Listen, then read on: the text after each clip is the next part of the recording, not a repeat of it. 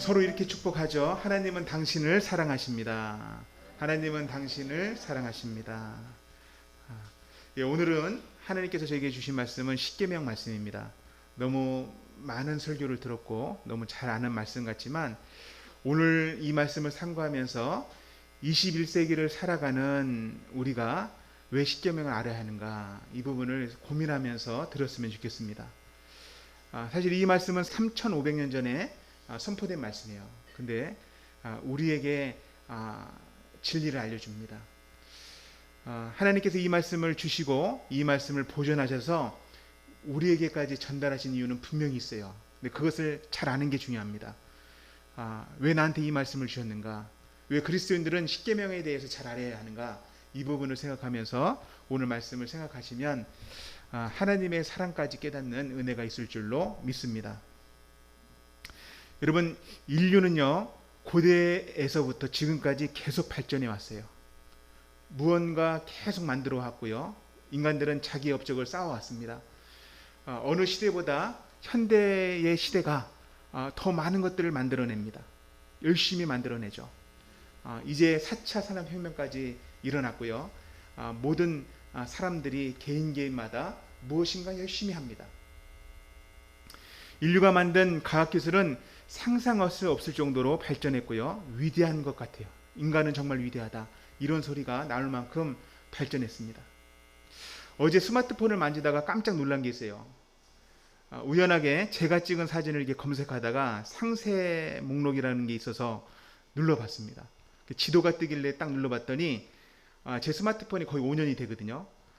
그러니까 5년 동안 찍혔던 사진들이 다 표시가 되는 거예요. 어느 지역에서 100장, 어느 지역에서 1000장, 어느 지역에서 900장 찍혔는지 자세하게 지도에 다 나오더라고요. 깜짝 놀랐습니다. 제가 모르는 사진도 있는 거예요. 길 가다가 찍은 사진, 그리고 무심코 찍은 팜플릿 사진, 이런 것들이 다 표시되는 거예요. 어느 지역에 몇 장이 찍혔는지 다 나오는 것입니다. 그래서 놀랐어요. 고민하게 됐습니다. 야, 이제 사람들이 사람을 다 알 수 있는 시대가 됐구나. 기업이 사람을 다 알 수 있는 시대가 됐구나. 다는 아니겠지만, 마음은 모르겠지만 사람들의 행적을 안다는 거예요. 그 정도로 발전했다, 이런 생각이 들었습니다. 인간은 비행기 같은 것을 만들어서 이동수단을 발전시켰을 뿐만 아니라 전쟁의 무기를 만들기도 했죠. 1차 세계대전, 2차 세계대전을 보면 어마무시한 전쟁의 무기들이 개발되었고 사람들을 많이 죽였습니다. 첨단 컴퓨터를 만들기도 하고 통신기술을 개발해서 오늘날처럼 시계로 전화도 하기도 하죠. 시계로 전화를 하고 자기의 건강도 진단을 내리는 시대가 됐습니다. 요즘에 이슈가 되는 것은 AI라고 하는 인공지능 기술이죠. AI 인공지능이 개발돼서 기계가 기계 스스로 답습을 합니다. 이런 기능들을 인간들이 만들어냈고 구축하기 시작했습니다. 정말 대단한 것 같고 인간들이 발전한 것 같지만 성경에서는 그 인간의 본질이 어떤지, 인간의 진짜의 모습은 어떤지 잘 밝혀내죠. 인류는 거대한 자연 앞에 서면 속절없이 무너집니다. 대단한 것 같고 과학이 이 정도로 발전하고 위성을 쏘아 올리기도 하고 이제 태양계 시대를 열었다라고 선전하는 이 시대에도 자연재해가 발생하면 인간의 존재가 여지없이 드러나요. 태풍이나 폭우, 쓰나미, 지진들이 일어나면 인간의 힘은 너무 미약하다는 것을 알게 되는 것이죠. 인간의 실존은 약한 것입니다. 인간의 실존은 약한 존재예요. 작은 피조물에 불과합니다. 성경 창세기에 보면요, 실제 인간, 이런 인간, 연약한 인간에 대한 실존을 잘 알려줘요. 원래 인간은 예전이나 지금이나 같기 때문입니다. 그 본질은 같기 때문에 그래요. 여러분, 성경을 피면 딱 나오는 성경이 창세기죠. 창세기를 보면 인류가 힘을 합쳤던 적이 있어요. 힘을 합치고 또 한 목적을 향해서 단결하고 연합해서 일을 했던 적이 있습니다. 그들은 모여서 큰 도시를 만들기로 계획을 했고 큰 탑을 세우기로 결정을 했습니다.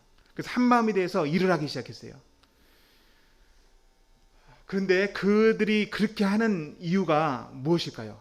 인간들이 모여서 단합하고 연합하는 이런 일을 하는 목적이 성경에는 기록되어 있는데 두 가지를 알려줍니다. 창세기 11장에 보면 그들이 왜 그렇게 연합을 했는가? 왜 열심히 일을 했는가?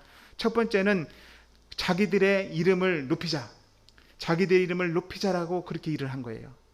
두 번째는요, 흩어짐을 면하자. 이들은 기억하는 게 뭐냐면 인류가 기억하는 것은 심판이에요. 하나님의 심판이에요. 노아 용수 시대에 물 심판을 받음으로 인류는 완전히 무너졌죠. 그것을 기억하고 있습니다. 사람들은 기억하고 있고 그들은 그들이 힘을 단결해서 하나님처럼 이름을 높일 뿐만 아니라 그들은 우리 인류는 하나님의 심판을 면할 수 있을 만큼 강력해지자 이런 목표를 갖고 있는 것입니다. 우리가 잘 알고 있는 이 이야기는 바벨탑 사건입니다. 근데 이런 인류의 목적은 지금도 가지고 있어요. 나는 안 가지고 있습니다 라고 하지만 인류 전체는 그 목적을 놓지 않고 있습니다. 계속 그 목적을 향해서 달려가고 있는 것이죠. 요즘에도 보면 그런 위험한 요소들이 많이 있습니다. 아까도 말했지만 스마트폰 하나만 보더라도 위험한 요소가 많죠. 개인의 활동 영역을 다 할 수 있습니다. 건강을 진단할 수 있고 개인의 성향, 개인이 좋아하는 모든 것 알 수 있습니다. 그들과 어디를 갔는지, 무엇을 했는지, 무엇을 먹었는지 알 수 있는 시대가 된 것입니다. 또 세계가 경제 단일화를 시도했던 적도 있죠. 유로가 그런 것입니다. 경제 연합을 추구했죠. 또 정치적인 연합을 추구할 것입니다. 종교적인 통합을 이루려고 노력을 했죠. WCC가 그것이죠. 종교 통합을 하겠다. 이런 시도를 했습니다. 언어를 통합하려고 하고 또 성을 통일하려고 하는 말도 안 되는 일들도 이뤄가고 있는 것입니다. 여러분, 인간이 아무리 과학을 발전시켜도 못하는 것은 하나님처럼 될 수 없다는 거예요. 하지만 어리석게도 인간은 그 목표를 향해서 달려갑니다. 마치 사탄처럼. 사탄의 목적은 뭐예요? 자기의 이름을 하나님처럼 높이자는 거 아니에요? 근데 마치 인간은요, 하나님을 알지 못하는 인간들은 그 목표를 향해서 그것과 똑같은 목표를 향해서 달려가고 있단 말입니다.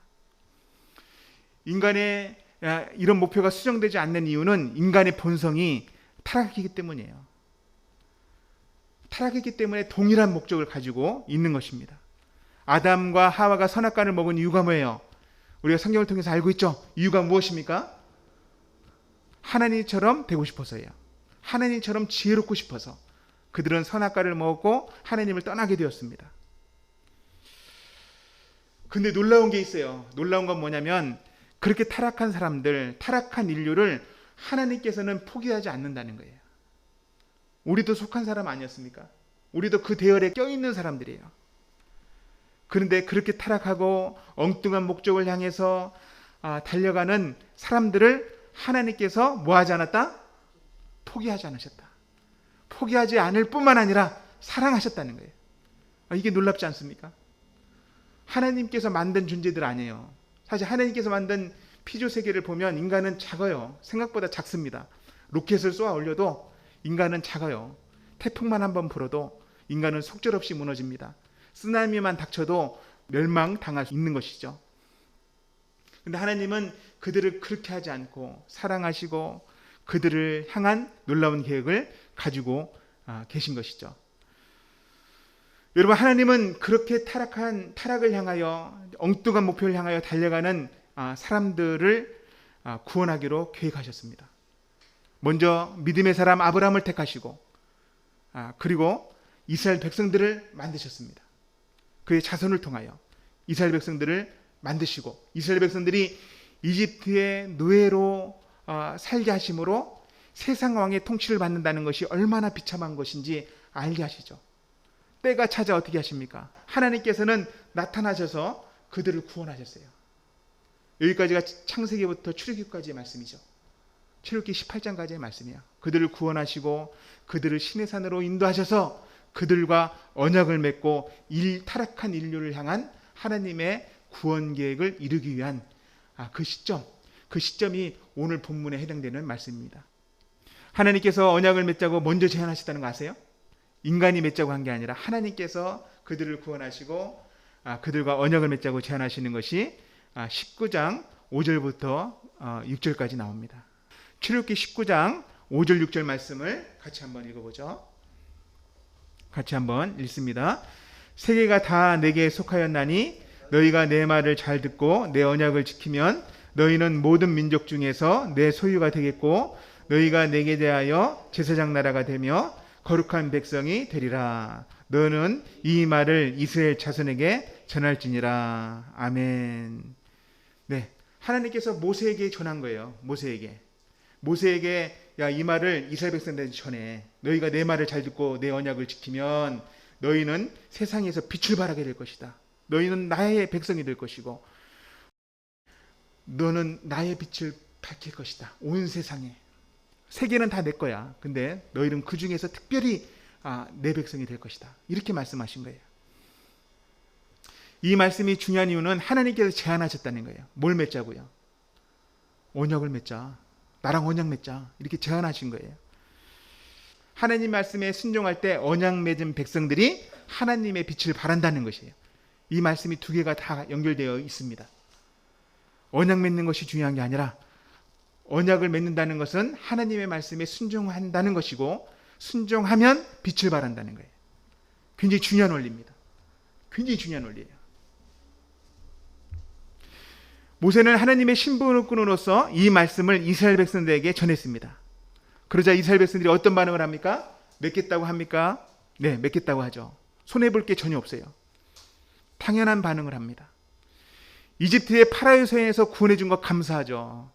아무것도 아닌 자기들을 구원해 줬을 뿐만 아니라 하나님께서는 그들을 하나님의 백성으로, 왕이신 하나님의 백성으로, 거룩한 하나님의 백성으로, 위대하신 하나님의 백성으로 삼아준다니 그건 감사한 일입니다. 그들은 거절하지 않고 그 질문에 응답을 합니다. 이렇게 돼서 언약식이 진행되는 것이 출애굽기 20장부터 24장까지의 말씀이에요. 그래서 하나님께서 시내산에서 이스라엘 백성들에게 언약을 제안하시고 이스라엘 백성들은 그것에 대해서 수긍하고 또 수긍했을 때 하나님께서 언약을 체결하는데 언약 체결은 24장에 나와요. 언약을 체결하기 전에 20장부터 23장까지는 어떤 말씀이 나오냐면 언약을 맺을 때의 조항들이 나옵니다. 언약을 맺을 때의 조항들. 간단히 말하면 이렇습니다. 여러분 계약을 할 때는요. 계약이나 언약이나 똑같은 것입니다. 계약을 맺을 때는 조항들이 필요합니다. 어떤 건물을 부동산에 가서 계약을 할 때는 조항들이 있죠. 그 항목에 따라서 이 조항들을 지켜야 한다. 이런 조항들이 있고 그 조항들을 지킬 때 계약은 성사가 되는 것이에요. 하지만 그 조항을 어길 때는 어떻게 돼요? 계약금만 주고 잔금을 치르지 않았어요. 그러면 계약금을 돌려 못 받는 것입니다. 네. 이런 것들이 계약이에요. 성경에서 나오는 계약과 비슷합니다. 여러분 모든 사람들이 갖고 있는 이 계약보다 더 중요한 계약이 있는데 그것은 결혼이라는 계약이에요. 여러분 결혼이라는 계약은 어떤 것입니까? 구별된 사랑을 약속한 거예요. 수많은 남자 여자가 있지만 둘만의 구별된 사랑을 하겠습니다. 이런 약속을 맺는 것이 결혼식이고 결혼이라는 약속입니다. 그래서 이런 약속을 할 때는 형식을 갖춰요. 우리가 부동산 갔을 때는 형식 갖추지 않고 서류만 들고 가지만 그거보다 더 중요한 계약을 맺을 때는 형식을 갖추는데 결혼식이라고 하는 예식을 갖춰서 하는 것입니다. 믿음의 사람들은 하나님 앞에서 그리고 부모님과 친족들과 지인들 앞에서 약속을 하고 결혼식을 하는 것입니다. 결혼식을 할 때 그 안에 뭐가 포함되어 있는 거예요? 사랑의 의무가 포함되어 있는 것입니다. 내가 배우자를 끝까지 사랑하겠습니다. 내가 해요. 당신이 나를 사랑해 주십시오가 아니라 내가 해요. 내가. 이 사랑의 의무가 그 결혼식 안에 있는 것입니다. 결혼식보다 더 중요한 건 뭡니까? 그 사랑의 의무를 지키겠다는 마음의 결단이에요.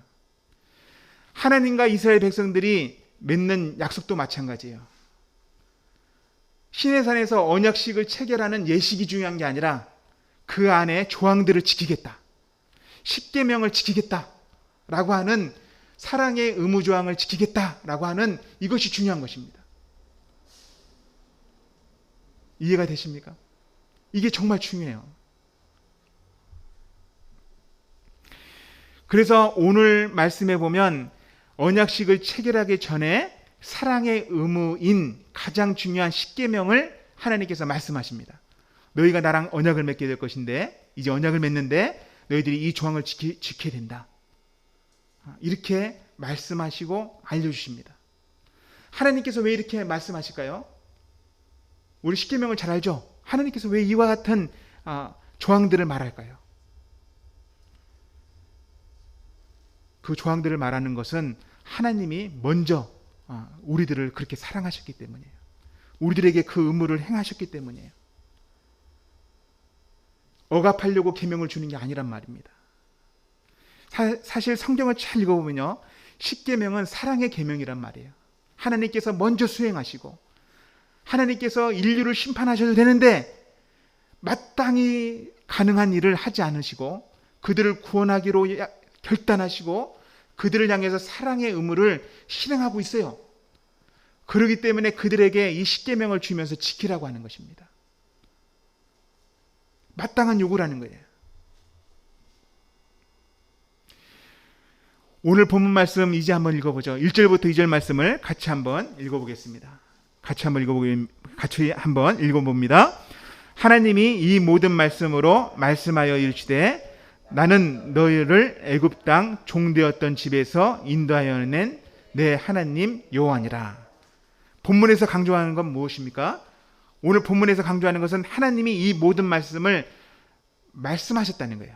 이 모든 말씀으로 말씀하셨다. 다바르라고 하는 것이 강조되는데 하나님께서 모든 걸 다 하신 거예요. 구원하신 것도 하나님이에요. 이집트 땅에서 구원하신 것도 하나님이시오. 또 언약을 맺게 하겠다는 것도 하나님이시고 십계명을 주신 것도 하나님이십니다. 하나님이 다 하신 거예요. 주도적으로 하셨다는 거예요. 하나님께서 구원하셨기 때문에 하나님께서 사랑하셔서 구원하셨기 때문에 구원받은 사람들은 십계명을 지켜야 될 의무가 있는 것입니다. 그 사랑의 계명을 지켜야 될 의무가 있는 자들이라는 것입니다. 그것이 하나님의 뜻이에요. 인류를 구원하기 위한 하나님의 뜻이란 말입니다. 여기서 우리가 두 가지 질문을 할 수 있어요. 십계명과 우리가 무슨 관계가 있느냐? 이건 3500년 전에 이스라엘 백성들한테 준 것인데 나랑 무슨 관계가 있는가? 이 시대를 살아가는 현대를 살아가는 나와 십계명이 무슨 관계가 있는가 질문할 수 있죠. 또 이런 질문을 할 수 있습니다. 십계명을 주신 이유가 무엇인가? 제가 지금도 언급했지만 더 잘 알아야 되는 것이죠. 십계명을 주신 이유가 무엇인가? 또 십계명을 다 지킬 수 있을까? 십계명을 내가 다 지킬 수 있을까? 이런 질문을 해볼 수 있습니다. 먼저 첫 번째 질문을 살펴보죠. 우리가 십계명을 배우는 이유가 무엇입니까? 오늘 출애굽기는 이스라엘 백성과 하나님이 언약을 맺는 때 언약의 조항이 들어가는 거잖아요. 언약식을 하기 전에 조항, 그 사랑의 계명을 주는 거잖아요. 나랑 무슨 관계가 있냐는 거예요. 여러분, 우리도 하나님과 언약을 맺었다는 것을 기억하시기 바랍니다. 똑같은 언약의 백성들이에요. 언제 언약을 맺었습니까? 언제요? 여러분, 누가복음 20장 22장에 보면요, 예수님께서 이런 말씀을 하세요. 저녁 먹으신 후 잔도 그와 같이 하여 이르시되 이 잔은 내 피로 세우는 새 언약이니 곧 너희를 위하여 붓는 것이니라. 너무 잘하는 말씀이죠. 예수님께서 십자가를 지시기 바로 전날 최후의 만찬을 하시면서 하신 말씀이에요. 떡을 떼어주시면서 이것은 내 몸이다. 잔을 주시면서 이것은 내 피다. 말씀하시면서 새 언약을 말씀하셨습니다. 예수님이 주신 떡은 무엇입니까? 예수님이 주신 잔은 뭐예요?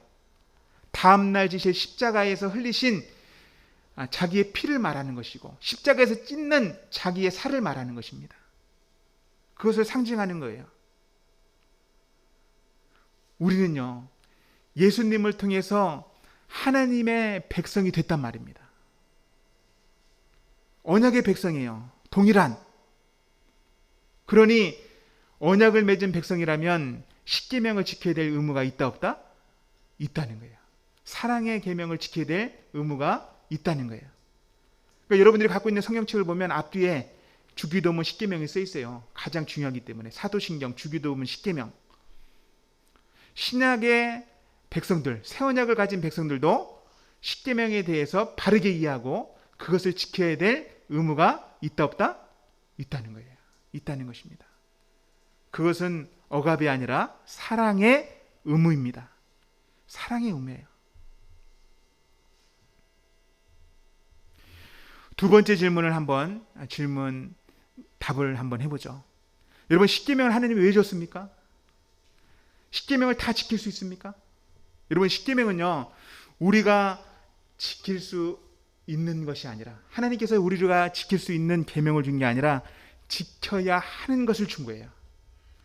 지킬 수 있는 것을 준 게 아니라 지켜야 하는 것을 준 것입니다.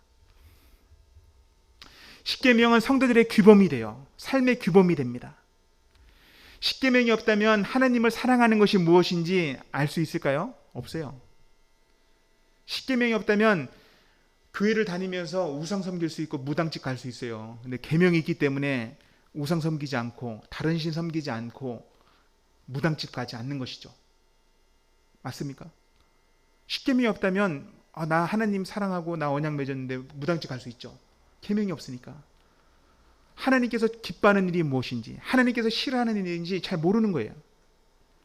하나님께서 계명을 주심으로 삶의 규범으로 삼아 주셨다. 우리를 붙잡기 위한, 우리를 붙들어주기 위한 울타리와 같은 것이 10계명입니다. 울타리와 같아요. 하나님을 경외하고 하나님을 사랑하며 또 하나님의 말씀을 두려워하며 살아갈 수 있도록 하신 것입니다. 그리고 10계명을 주신 이유는요, 10계명을 주신 이유는 10계명을 통해서 예수님을 바라보게 합니다. 여러분, 10계명을 다 지킬 수 있는 사람이 있을까요? 생각해 보셨습니까? 10계명을 완벽하게 지킬 수 있는 사람이 있을까요? 이 세상에? 단순하게 10계명을 우리가 알고 있죠. 근데 그 단순하게 문자적으로는 그리스도인들은 다 지킬 거예요. 진짜 크리스찬이라고 할 때는 문자적으로는 다 지킬 것입니다. 맞죠? 진짜 크리스찬이라고 하면. 그런데 완벽하게 못 지켜요. 완벽하게 못 지켜요. 왜 그렇죠? 예수님께서 마태복음 5장에 10계명을 풀어놓은 게 산상수훈이에요. 산상수훈에 보면 예수님께서 10계명을 어떻게 보는가, 하나님의 아들이 10계명을 어떻게 보는가, 하나님께서 10계명을 어떻게 보는가 잘 써놨어요. 마태복음 5장 21절에 보면 이렇게 써 있습니다. 옛사람에게 말한 바 살인하지 말라. 누구든지 살인하면 심판을 받게 되리라 하였다는 것을 너희가 들었으나 나는, 나 예수는 너에게 이르노니 형제에게 노하는 자마다 심판을 받게 되고 형제에 대하여 나가라 바보다 라고 하는 자는 공의에 잡혀가게 되고 형제에게 미련한 놈이다 라고 하는 자는 지옥불에 들어가리라. 옛날 때는 살인하지 말라. 근데 예수님께서는 뭐래요? 노하고 화내고 미련한 자다. 이 바보 멍청아 라고 하는 자는 지옥불에 들어간다. 그러니 여러분 다시 질문하죠. 크리스찬이라도 이 10계명을 완벽하게 지킬 수 있는 사람이 있냐고요? 저는 못 지켜요. 저는 못 지킨다고요. 마태복음 5장 27절에 보면 또 예수님이 말합니다. 또 간음하지 말라 하였다는 것을 너희가 들었으나 나는, 나 예수는 너에게 이르노니 음욕을 품고 여자를 보는 자마다 마음에 이미 간음하였느니라. 남자가 이걸 지킬 수 있어요? 남자가 이걸 지킬 수 있냐고요? 못 지켜요. 못 지킵니다. 여러분, 10계명을 지킬 수 있는 사람은, 완벽하게 지킬 수 있는 사람은 없어요. 근데 왜 주셨냐고요? 왜 주셨냐고요? 하나님께서 이 10계명을 주신 이유는 우리에게 중보자가 필요함을 깨닫게 하기 위해서요. 우리의 유일한 중보자, 영원한 중보자가 누구십니까? 예수님이에요. 죄를 하나도 짓지 않으시고 죄가 하나도 없으신 분이 죄인들을 위해서 자기 자신을 사형의 형벌을 당하심으로 대속해 주신 그 은혜, 그분 예수 그리스도를 바라보게 하는 것입니다. 사도 바울이 갈라디아서 그래서 율법은, 법은, 그리고 계명은 몽학선생이다 라고 말하는 것이 동일한 맥락입니다. 몽학선생이에요. 율법은 나쁜 것이 아니라 하나님의 사람들을 예수 그리스도께로 인도하는 거예요. 중보자가 필요함을 알게 하는 거예요. 나에게는 정말 나의 중보자가 필요합니다. 나를 사랑하사 자기 자신을 버리신 예수님이 필요합니다. 날마다 순간마다 나는 그분이 필요합니다. 이것을 알려주려고 십계명을 주신 것입니다. 아멘이십니까? 여러분, 예수님이 필요하십니까? 예, 예수님이 필요한 거예요. 저 같은 목사도 예수님이 필요한 거예요. 날마다 필요해요. 날마다 필요해요. 그분 앞에 나갈 때 하나님의 사랑이 느껴지고 그 앞에 서면 눈물이 나죠. 왜 나 같은 것을 그렇게 사랑하시는가? 이렇게 부족하고 가정에서도 십계명을 못 지키는 게 나 아니에요. 자녀들한테 험한 말도 하고. 근데 하나님께서 오히려 그때마다, 무너질 때마다 예수님을 바라보게 하십니다. 그래도 내가 너를 사랑해. 얼마큼? 내 자식을 줄 만큼. 내 하나뿐이 없는 아들을 줄 만큼 내가 너희를 사랑해. 여러분, 그 진리를 깨닫게 하기 위해서 십계명을 줬다는 것을 꼭 기억하시기 바랍니다. 이제 십계명을 한번 살펴보죠. 여러분, 십계명 1계명부터 4계명까지는 너무 잘 알고 있는데 하나님을 향한 계명입니다. 1계명은 뭡니까? 너는 나 외에 다른 신들을 내게 두지 말라. 1계명부터 4계명까지가 3절부터 11절까지 나오죠. 너는 나 외에 다른 신을 두지 말라. 2계명은요, 너희를 위하여, 너 자신을 위해서 새긴 우상을 만들지 마라. 어떤 형상으로도 우상을 만들지 마라. 나를 사랑해라. 그래서 2계명을 지켜라. 너를 위해서 신을 만들지 말고 너를 만드신 나를 사랑해라. 내 계명을 지켜라. 이렇게 말씀합니다. 세 번째 계명은 무엇입니까? 내 이름을 망령 때 부르지 마라. 우리가 부모님의 이름도 함부로 부르지 않죠. 마찬가지입니다. 마찬가지예요. 네 번째 계명은 무엇입니까? 안식일을 거룩하게 지켜라. 여러분, 예수님께서 이 1계명부터 4계명까지를 요약해 주시죠. 이 요약해 주시는 말씀이 마태복음 22장에 나옵니다. 뭐라고 요약해 주십니까? 이 첫 번째, 이 큰 하나님을 향한 계명은 하나님을 마음과 뜻과 힘을 다해서 사랑해라. 이렇게 알려주십니다. 마음이라고 할 때는 전인격을 말하는 거예요. 전인격을 가지고, 전 마음을 가지고 하나님을 사랑해라. 이 십계명이 그 안에 들어있는 거예요. 1계명부터 4계명까지가 단순하게 우상을 만들지 않아서 십계명을 지키는 게 아니라 하나님을 전심으로 사랑하고 있냐, 사랑해라. 이렇게 알려주는 것입니다. 목숨을 다해서 사랑하라 라는 것은 생명을 다하라는 거예요. 육체적인 기능을 다해서 힘써서 하나님을 사랑하라. 뜻을 다해서 사랑해라. 지적인 능력을 가지고, 이해력을 가지고 무지함으로 사랑하는 게 아니라 우상을 섬기는 사람들처럼 정화수를 때려놓고 그 신을 섬기는 게 아니라 자기의 소원 성취를 위해서 기도하는 게 아니라 내가 먼저 사랑한 것을 너희가 알고 나를 인격적으로 사랑해줘. 나를 이해하고 내 마음을 이해하고 너희가 나를 사랑해. 생명을 다해서, 온 인생을 다해서, 목숨을 다해서 나를 사랑하라. 이것이 예수님께서 알려주신 1계명부터 4계명까지의 해석이에요. 다시 말하면 10계명의 1계명부터 4계명까지의 사랑은 하나님의 진심으로 사랑하라는 것입니다. 하나님의 이 요구는 정당합니까? 정당하다고 제가 말씀드렸죠. 왜요? 먼저 사랑하셨으니까. 그렇게 내가 너를 사랑했어. 얼마큼이요? 자기 자식을 줄 만큼, 내 생명보다 더 귀한 내 자식 예수를 줄 만큼 내가 너희를 사랑했어. 그러니 너희도 마음과 뜻과 목숨을 다해서 나를 사랑해라. 이렇게 요구하는 것은 부당한 게 아니요, 정당한 것입니다. 언약을 체결할 때 정당한 것이에요. 여러분, 5계명부터 10계명까지가 무엇입니까? 이웃사랑에 대한 것이죠. 첫 번째는 뭐예요? 내 부모를 공경하라. 살인하지 말라. 간음하지 말라. 도둑질하지 말라. 내 이웃에 대하여 거짓 증언하지 말라.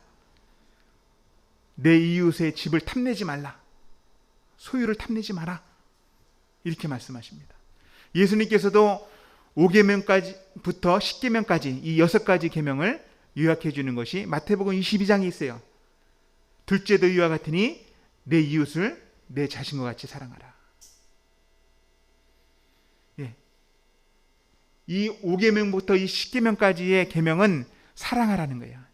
너 자신처럼 사람들을, 이웃을 사랑해라. 3계명으로 요한복음에 준 것은 내가 너희를 사랑했으니 너희도 서로 사랑해라. 이렇게 알려주시죠. 여러분, 이 사랑, 두 번째 계명, 이웃을 향한 사랑, 이 사랑은 우유부단하고 나약한 사랑이 아니에요. 말로만 하는 사랑이 아니에요. 이웃에 대한 사랑은 힘이 드는 사랑이에요. 힘들어요. 하나님을 사랑하는 것도 힘듭니다. 근데 하나님의 사랑이 느껴지기 때문에 하나님의 사랑은 성도들이 그렇게 힘들지 않지만 이웃을 향한 사랑은 너무 힘들어요. 너무 힘들어.